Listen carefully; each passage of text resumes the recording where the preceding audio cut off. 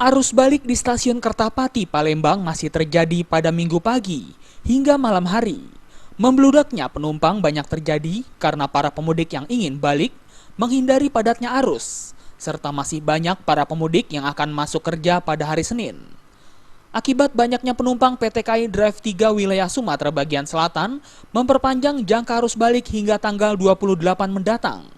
Untuk saat ini, bagian loket di stasiun Kertapati Palembang tidak lagi menerima pembelian tiket, namun hanya melayani penukaran tiket penumpang. Menurut Wakil Kepala Stasiun Kertapati Palembang Muhammad Iqbal Arif, lonjakan penumpang justru terjadi pada hari Minggu ini, dengan peningkatan 4% dibanding tahun lalu.